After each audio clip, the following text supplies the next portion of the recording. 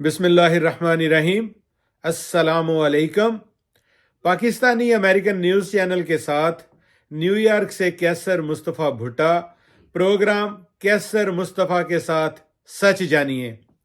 Pakistani American news channel کو like اور subscribe کریں اور پاکستانی امریکن نیوز چینل کا ممبر بننے کے لیے تھینکس کا بٹن پریس کریں۔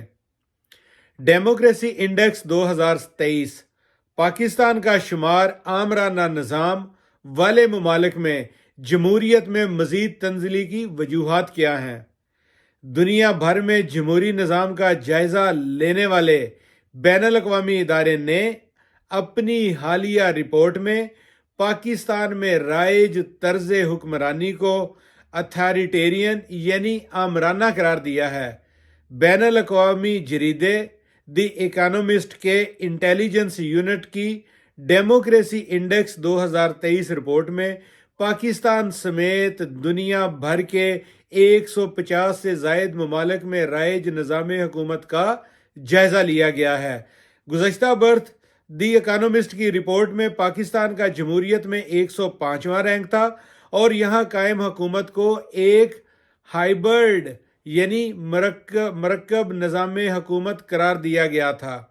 تازہ ترین رپورٹ میں پاکستان کی رینکنگ میں تنزلی دیکھنے میں آئی ہے اور اب پاکستان گزشتہ سال کی رینکنگ میں 11 درجنوں کی تنزلی کے بعد اقوام عالم میں 118ویں نمبر پر آ گیا ہے۔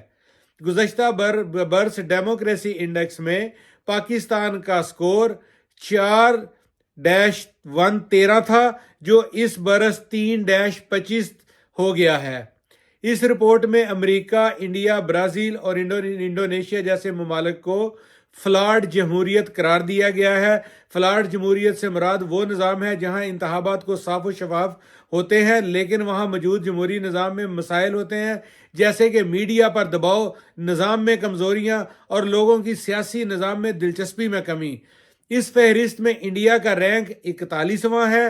دی اکانومسٹ نے ناروے، نیوزی لینڈ اور آئس لینڈ کو مکمل جمہوری ممالک کی فہرست میں سب سے اوپر رکھا ہے۔